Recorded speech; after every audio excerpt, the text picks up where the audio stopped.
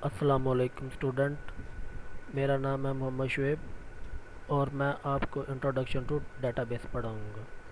जैसा कि आप सबको पता है कि कोरोना की वजह से तमाम स्कूल और कॉलेजेस वगैरह बंद हो गए हैं। ठीक है, तो इस वजह से कि बच्चों का कोई हर्ज वगैरह ना हो इसको कॉलेज या स्कूल बंद होने की वजह से, तो रिफा इंटरनेशनल कॉलेज ने क्या किया है कि आपके लिए ऑनलाइन क्लासेस का आगाज़ किया है।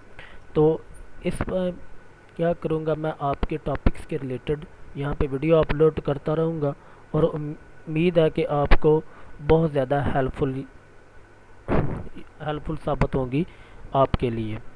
तो मैं क्या करूँगा कि वक्तन फ़वक्तन या जिस आपके जो भी टाइम स्केजुअल होगा उसके रिलेटेड उसका फॉलो करते हुए हम यहाँ पे मैं वीडियो अपलोड करता जाऊँगा आपके टॉपिक्स के रिलेटेड, और आप इसको पढ़ते रहिए। अब यहाँ पे सबसे पहले हमने ये पता करना है कि डेटाबेस होता क्या है। डेटाबेस को अगर हम सिंपली डिफाइन करें तो डेटाबेस क्या होता है कि collection of logically related data.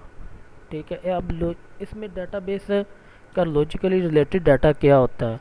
अब कोई भी जो बड़ी फर्म वगैरह होती है या कोई भी जो अदारा होता है, ठीक है, जब वो अपने को डेटाबेस को मैनेज करना चाहता है तो वो किस तरह मैनेज कर सकता है। अब फॉर एग्जांपल कोई बहुत बड़ी फर्म है, कोई इंपोर्ट एक्सपोर्ट की फ़र्म है, ठीक है, तो इसके रिलेटेड क्या होता है कि अब एक फ़र्म में कोई एक डिपार्टमेंट नहीं होता, इस फ़र्म में कई डिपार्टमेंट्स होते हैं।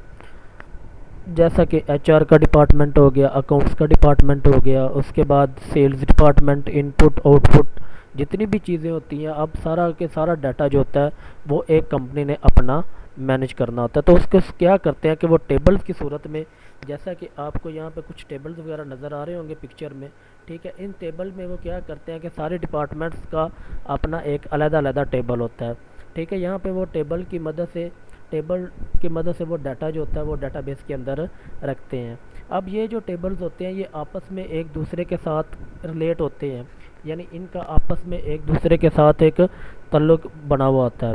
अब पहले क्या होता था कि लोग अपना अपना डाटा जो होते थे वो अपने पास रखते थे, जिसकी वजह से कोई भी अगर किसी दूसरे पर्सन को डाटा की ज़रूरत पड़ती थी तो वो डाटा फैच नहीं था कर सकता, अदरवाइज़ उसको उस डिपार्टमेंट में जाके वो डाटा लेना पड़ता था। लेकिन डाटाबेस जो होता है, अब कोई भी जो कंपनी या कोई बड़ी फर्म है वो क्या करती है कि उसने अपने सर्वर्स रखे हुए होते हैं। ठीक है, उन सर्वर्स के ऊपर क्या होता है कि वो डाटाबेस क्रिएट करते हैं। तो अब कोई भी पर्सन जो ऑथराइज्ड पर्सन है, यानी जो कि उस कंपनी का कोई भी स्टेक होल्डर है, यानी आप जिसको कह सकते हैं उसका मुलाजम है, या कोई भी एक ऐसा बंदा जिसको उस डाटा की ज़रूरत पड़ गई है, तो वो क्या करेगा कि वो डाटाबेस में से वहीं पे बैठे हुए डाटाबेस को एक्सेस करेगा और अपनी मर्ज़ी का डाटा उसमें से फैच कर लेगा। अब जैसा है कि लोगों के कारोबार बढ़ना शुरू हो गए हैं, लोगों ने बहुत ज़्यादा तरक्की करना शुरू कर दी है, तो इसकी वजह से डाटाबेस की जो अहमियत है वो बहुत ज़्यादा बढ़ गई है। अब क्योंकि अब हर बंदा जो होता है वो अपना एक रिकॉर्ड सेव रखना चाहता है। ठीक है, उसको ये पता होना चाहिए कि जी मैंने कितनी चीज़ों की सेल्स की है, कितनी मैंने परचेज़ की है। ठीक है, वो सारे का सारा जितना भी रिकॉर्ड होता है वो मेंटेन रखना चाहता है, क्योंकि वो ये देखना चाहता है कि जी मुझे इस चीज़ों को में नुकसान हो रहा है या मुनाफा हो रहा है। तो इसकी वजह से डाटाबेस वो बहुत हेल्पफुल होता है उन लोगों के लिए जो कि अपना रिकॉर्ड मेंटेन रखना चाहते हैं, या अपना कोई भी जो चीज़ वगैरह वो बेच रहे हैं उसके लिए उनको बहुत ज़्यादा हेल्पफुल करता है अपने इम्प्रूवमेंट के लिए, या उनको समझने के लिए कि हमें कहाँ से लॉस हो रहा है या कहाँ से हमें फ़ायदा हो रहा है। तो इसके लिए डेटाबेस अब कई तरह का हो सकता है। डेटाबेस की मुख्तलिफ साइज़ हो सकता है और मुख्तलिफ कम्प्लेक्सिटी हो सकती है। कम्प्लेक्सिटी का मतलब यह है कि कितना डाटा बड़ा हो सकता है या कितना छोटा हो सकता है। ठीक है, कम्प्लेक्सिटी में ये ज़्यादातर यही किया जाता है कि जी जितना ज़्यादा बड़ा डाटा होगा ज़ाहिर उतना ही वो कम्प्लेक्स होगा, जितना छोटा डाटा होगा वो उतना ही कम्प्लेक्स होगा। या वो डाटा इस बेस को इस तरह से डिज़ाइन किया जाता है कि कोई भी डाटा बेस किसी दूसरे टेबल्स के साथ या डाटा बेस के साथ एक रिलेशन बनाता है, जिसकी वजह से वो डाटा बेस जो होते हैं वो आपस में जुड़े हुए होते हैं और उसको अंडरस्टैंड करना ईजी नहीं होता।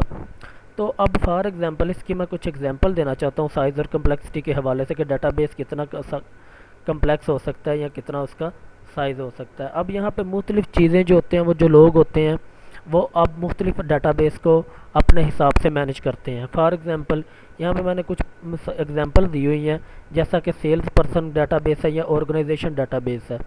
अब सेल्स पर्सन क्या है? सेल्स पर्सन वो एक आदमी है जो कोई भी चीज़ को सेल कर रहा है, ठीक है। अगर अब एक बंदा जो सेल कर रहा है उसका डाटा तो बिल्कुल थोड़ा सा होगा, क्योंकि उसने सिर्फ डाटाबेस के अंदर ये देखना है कि मैंने कौन कौन सी चीज़ जो है वो सेल की है, ठीक है। तो वो अपना रिकॉर्ड जो होगा वो मेंटेन वहीं पे रखेगा, ठीक है। अब उसके लिए उसको एक डाटाबेस का बहुत छोटे डाटाबेस की ज़रूरत पड़ेगी कि जी ठीक है, मैंने कुछ चीज़ इन सेल की है, इसकी क्या प्राइस थी, या इसका टोटल आज का मैंने कितनी सेल्स की है और मुझे इसके टोटल कितने पैसे मिले हैं। तो वो सारे का सारा जो रिकॉर्ड होता है वो अपने डाटाबेस के अंदर क्रिएट कर सकता है। और सेल्स पर्सन का चूँकि काम सेल्स है, सिर्फ उसने सेल ही करना है, तो लिहाजा उसका जो डाटाबेस होगा वो भी बहुत छोटा डाटाबेस होगा जिसको वो ईज़िली में हैंडल कर सकता है। और दूसरा आ जाता है ऑर्गेनाइजेशनल डाटाबेस। ऑर्गेनाइजेशनल डाटाबेस, अब एक चीज़ जिस तरह पहले भी मैंने आपको मिसाल दी थी कि ऑर्गेनाइजेशन जो होती हैं वो उनके अंदर कई डिपार्टमेंट्स होते हैं, ठीक है। और उन डिपार्टमेंट्स को हैंडल करने के लिए लिहाजा उनका डाटाबेस जो होता है, एक तो उसका साइज़ बहुत ज़्यादा बड़ा होता है और दूसरा वो कम्प्लेक्स होता है, क्योंकि उसमें अब एक डिपार्टमेंट, जिस तरह के सेल्स पर्सन का डाटाबेस था, सेल्स पर्सन का वो तो सिर्फ एक डिपार्टमेंट है, उसने अपना ही करना है। लेकिन एक जो ऑर्गेनाइजेशन है उसके अंदर कई डिपार्टमेंट्स हो सकते हैं, जिस तरह HR हो सकता है यानी ह्यूमन रिसोर्सेज डिपार्टमेंट, उसके अलावा अकाउंट्स का डिपार्टमेंट, डिपार्चर का डिपार्टमेंट्स, उसके बाद रॉ मटेरियल का डिपार्टमेंट्स, यानी इनपुट आउटपुट के हवाले से वो जितनी भी उसके एम्प्लॉयज़ हो सकते हैं, इस तरह की जितनी भी मशीनरी के हवाले से वो सारी की सारी चीज़ों को उसने मेंटेन रखना होता है। तो लिहाजा जब एक ऑर्गेनाइजेशन अपना डाटा क्रिएट करेगी तो लिहाजा उसको एक बहुत बड़ा डाटा बेस क्रिएट करनी पड़ेगी, क्योंकि उसके अंदर कोई एक टेबल एक कोई शोबा तो नहीं होता जिसका उसने करना होता है, बल्कि उसने मुख्तलिफ अपने डिपार्टमेंट्स जो होते हैं उनको हैंडल करना होता है। तो जिसकी वजह से उसका जो डाटाबेस है उसको हैंडल करना ज़रा ज़्यादा मुश्किल होता है, और वो जो डाटाबेस होगा वो बहुत ज़्यादा बड़ा भी होगा। तो लिहाजा इस तरह से ये देखते हुए कि सेल्स पर्सन का जो डाटा है वो बिल्कुल थोड़ा सा होगा, ठीक है, जबकि एक जो ऑर्गेनाइजेशन का डाटाबेस है वो एक बहुत बड़ा डाटाबेस होगा, उसका साइज़ भी बड़ा होगा और उसके बाद उसकी कम्प्लेक्सिटी भी बड़ी होगी। क्योंकि कम्प्लेक्सिटी किस हवाले से बड़ी होगी, उन्होंने ये देखना है कि किस टेबल का किसके साथ हमने रिलेशनशिप बनाना है, ताकि कोई भी जो बंदा है या किसी भी डिपार्टमेंट से उसका इस डिपार्टमेंट से कोई तल्लुक़ बनता है कि नहीं बनता, वो उसी तल्लुक़ की बेस को देखते हुए वो क्या करेंगे कि डाटाबेस को ज्वाइन करेंगे, ठीक है, यानी टेबल्स को आपस में इस तरह ज्वाइन करेंगे कि कोई भी बंदा जो वो जिसको कोई डाटा रिक्वायर्ड है वो उस डाटाबेस में से आके उसको ले सके। तो ये तो सिंपल सी डाटाबेस का इंट्रोडक्शन के डाटाबेस क्या होता है। अब हम आगे चलते हैं। तो सबसे पहले डाटाबेस की कुछ सिंपल सी टर्म्स हैं, डेफिनेशन है, और कुछ उसकी जो टर्म्स वगैरह हम अक्सर यूज़ करते हैं वो हम आगे उसके बारे में पढ़ेंगे कि वो क्या क्या होती हैं और किस तरह वो प्रोसेस करती हैं। तो जब हम डाटाबेस की मुख्तलिफ टर्म्स यानी उसकी मेन डेफिनेशन की बात करते हैं, ठीक है, तो सबसे पहले जो आता है बेसिक कंसेप्ट, जो उसके बेसिक कंसेप्ट या बेसिक डेफिनेशन है, तो सबसे पहले डाटा, ठीक है। अब ज़ाहिर है डाटाबेस आप बना रहे हो, तो डाटाबेस बनाने के लिए सबसे इम्पोर्टेंट चीज़ क्या है आपके पास, कि वो आपका डाटा है, ठीक है। अगर आपके पास डाटा होगा तो डाटाबेस बनाएंगे, अगर डाटाबेस नहीं है तो डाटा ही नहीं है आपके पास तो फिर डाटाबेस नहीं बन सकता। अब सिंपल सी बात है, डाटा होता क्या है। डाटा अगर हम बेसिक तौर के ऊपर डाटा को बाय डेफिनेशन देखें तो डाटा की डेफिनेशन क्या बनती है, रॉ फैक्ट्स एंड फिगर्स, ठीक है, यानी कि रॉ मटेरियल जितना भी कोई चीज़ यूज़ करती है वो उसका डाटा डाटा कहलाता है। अब फॉर एग्जांपल इसकी मैं आपको सिंपल सी मिसाल देता हूँ। कोई भी जो हुकूमत जब सर्वे वगैरह मुख्तलिफ सर्वे वगैरह कंडक्ट करती है, ठीक है, यानी कि वो लोगों के जिस तरह आप सिंपल सी लैंग्वेज में कह सकते हैं कि वो मुर्दमशुमारी करती है, ठीक है। तो वो मुर्दमशुमारी में क्या करती है कि वो मुख्तलिफ इलाकों में से मुख्तलिफ लोगों का वो डाटा इकट्ठा करती है। अब वो जो डाटा है वो उन्होंने लोगों ने सिर्फ एज ए वो डाटा इकट्ठा किया है, ठीक है। अब उसके ऊपर कोई इस तरह का काम नहीं होता या कोई इस तरह की प्रोसेसिंग नहीं होती कि जो हम कह सकेंगे जी ये इसका ये मीनिंगफुल है। तो डाटाबेस जो होता है वो मीनिंगफुल नहीं होता, बल्कि वो मीनिंगलेस होता है, यानी उसका कोई मतलब नहीं होता। अगर इसकी बेसिक तौर पर सिंपल सी और एग्जांपल मैं देता हूँ। हमने कोई भी इस तरह की चीज़, फॉर एग्जांपल अब चेयर वगैरह एक बनानी है, ठीक है। तो चेयर वगैरह जब हम बनाते हैं तो चेयर में क्या होता है कि लकड़ी यूज़ होती है, लेकिन जब लकड़ी अपनी प्योर हालत में होती है तो हम ये नहीं कह सकते कि जी ये जो लकड़ी है ये चेयर है, ये मेज़ है या ये कुर्सी है, बल्कि हम सिंपल उसको सिर्फ यही कहेंगे जी ये एक किस्म की लकड़ी है। तो जब हम क्या करेंगे कि अब वो सिर्फ एक लकड़ी है, उसका कोई और मकसद नहीं है। यह सिंपल सी और एग्जांपल देता हूँ कि जब कोई भी आप स्टूडेंट्स जो होते हैं, ठीक है, जब आप कॉलेज के अंदर अपना डाटा वगैरह सबमिट करवाते हैं, अब वो डाटा जो आप कॉलेज के अंदर अपनी इंफॉर्मेशन वगैरह देते हैं, यानी अपना नेम देते हैं, CNIC नेम, फादर नेम, उसके बाद कोई भी जिस तरह की चीज़ें जो कि कॉलेज को रिक्वायरमेंट होती है, जब आप उसको वो चीज़ें रिक्वायरमेंट देते हैं, ठीक है, तब तक वो कोई भी उसका कोई एडवांटेज नहीं होता, वो एज ए डाटा ही वहीं पे पड़ा रहेगा, ठीक है। वो डाटा बेस वो मीनिंगलेस है, ठीक है। आपने अपना डाटा दे दिया, अब कॉलेज के लिए फ़िलहाल वो डाटा जो है वो मीनिंगलेस है, जहाँ तक कि जब तक उसके ऊपर कोई प्रोसेसिंग वगैरह ना हो तो तब तक वो मीनिंगलेस ही कहलाएगा। जो भी आप सिंपल सी बात है कि जब भी आप कहते हैं कि जी हमने ये डाटा प्रोवाइड कर दिया, अब जो डाटा प्रोवाइड करते हैं वो ये नहीं पता होता कि जी इसके ऊपर क्या प्रोसेसिंग होनी है या इसका आगे क्या काम है। अगर वो सिंपल अपनी प्योर फॉर्म में होगा तो इसका मतलब है कि वो अभी किसी काम का नहीं है। उसके बाद आते हैं जी उसका एक और बेसिक कंसेप्ट है इंफॉर्मेशन। अब इंफॉर्मेशन की सिंपल सी डेफिनेशन अगर हम देखें तो क्या बनती है कि प्रोसेस्ड फॉर्म ऑफ डाटा, यानी कि जब डाटा को किसी प्रोसेस में से गुजारा जाता है तो उसके नतीजे में जो चीज़ आपके पास बनती है उसको इंफॉर्मेशन कहा जाता है।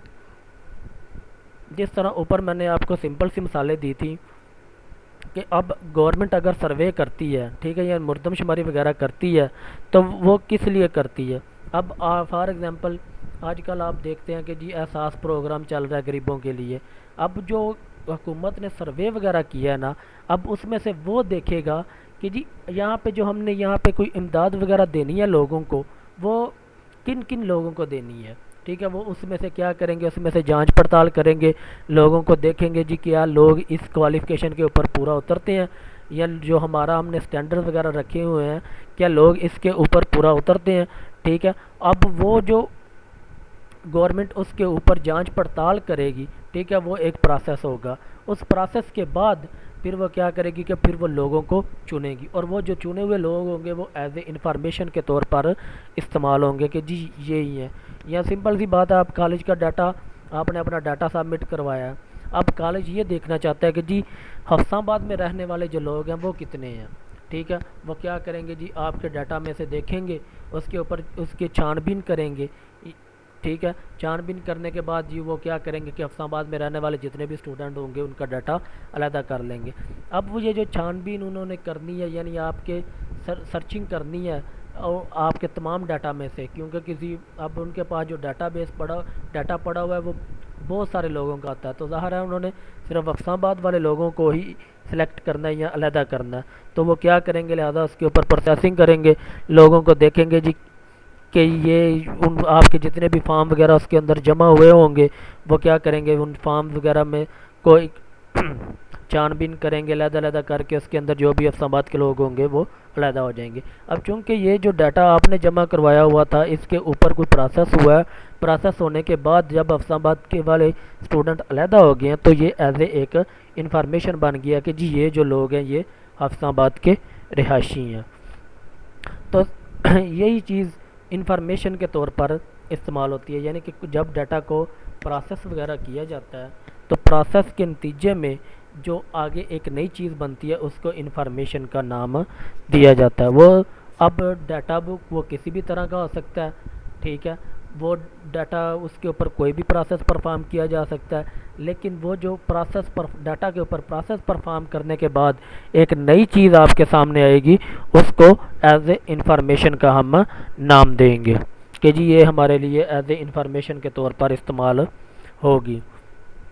ये तो क्योंकि ये बेसिक इसकी डेफिनेशन है, तो यह बेसिक कंसेप्ट है, तो लिहाजा ये तो सिंपल इनकी बाय डेफिनेशन देखेंगे, या आपको सिंपल इसको एग्जांपल से ही समझाना पड़ेगा कि जी ये इसकी एग्जांपल्स हैं। इसकी मदद से आप इसको जो मेन इसका कंसेप्ट है आप उसको समझ सकते हो। उसके बाद आ जाता है हमारे पास मेटा डाटा। अब मेटा डाटा क्या होता है? ठीक है, मेटा डाटा एक टर्म्स यूज़ की जाती है। अगर हम सिंपल इसकी डेफिनेशन देखें, डाटा अबाउट डाटा। अच्छा जी, अब ये डाटा तो होता है, लेकिन डाटा अबाउट डाटा का क्या मतलब है? तो इसका मतलब ये होता है कि अगर कोई भी पर्सन ने अपना डाटा दिया हुआ है, ठीक है, तो उसके रिलेटेड भी कोई ना कोई डाटा मौजूद होता है जिसको हम मेटा डाटा का नाम देते हैं।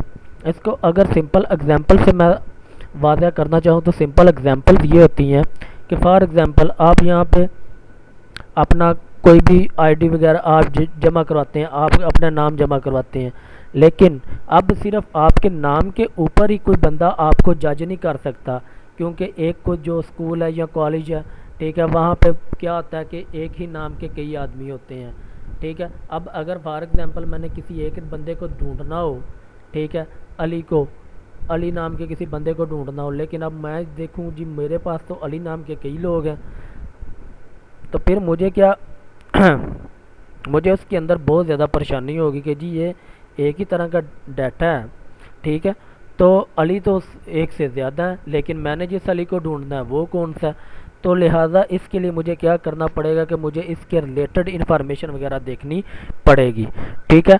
यानी कि अली के रिलेटेड उसका फादर नेम होगा, उसका CNIC नेम होगा, उसकी कॉलेज आईडी होगी, कोई भी चीज़ जो कि उसके डाटा के रिलेटेड डाटा होगा, ठीक है, उसको हम मेटा डाटा का नाम देंगे। और मेटा डाटा आजकल बहुत ज़्यादा, एक तो ये बहुत ज़्यादा वसी फील्ड हो गई है, क्योंकि अब कोई भी चीज़, अब जब फॉर एग्जांपल अब इंटरनेट के ऊपर आप कोई चीज़ सर्च करते हो, उस सर्च करने के नतीजे में क्या होता है कि आप एक चीज़ सर्च करते हो, उसके रिलेटेड कई चीज़ें निकल आती हैं, लेकिन आपको क्या चाहिए होता है, आपने जो सर्च किया होता है आपको प्योर वो चाहिए होता है। तो फिर लिहाजा आपको ये देखना पड़ता है कि जी मैंने जो सर्च किया है वो चीज़ क्या है, क्योंकि उसके रिलेटेड बहुत सारे डाटा निकल आते हैं। तो लिहाजा किसी भी चीज़ के डाटा के रिलेटेड उसकी आप सिंपल ये कह सकते हो कि जितनी भी प्रॉपर्टीज़ वगैरह होती हैं, उसकी जितनी भी खसूसियात वगैरह होती हैं, वो एक मेटा डाटा के तौर पर इस्तेमाल होती हैं। अब क्योंकि सिंपल आपने अगर अपना नाम दिया है, तो आपके नाम तो आपका एज ए डाटा यूज़ होगा, लेकिन जो आगे आपकी जो और इन्फॉर्मेशन वगैरह होगी, यानी आपका फादर नेम होगा, आपका CNIC नंबर होगा, तो वो जो डाटा होगा वो आपके नाम के रिलेटेड डाटा है, ठीक है, यानी आपके नाम है, आपके नाम के रिलेटेड ही आगे आपका डाटा लिखा हुआ है, तो वो जो डाटा होगा उस सारे कंसेप्ट को हम मेटा डाटा का नाम देंगे, यानी कि डाटा अबाउट डाटा। तो ये थे कुछ बेसिक कंसेप्ट। अगर आप में से किसी को नहीं समझ आई तो आप मुझसे पूछ सकते हैं, ठीक है। किसी भी तरह की आपको डिफ़िकल्टीज़ हो तो आप मुझसे रब्ता कांटेक्ट कर सकते हैं कि सर ये चीज़ें हैं। ये बेसिक तौर पर आपको मैं स्लाइड से पढ़ा रहा हूँ, ठीक है, आगे बाकी आपने खुद रीडिंग बुक से करनी है। तो कोई भी मसला वगैरह हो तो आप मुझसे पूछ सकते हैं। Thank you.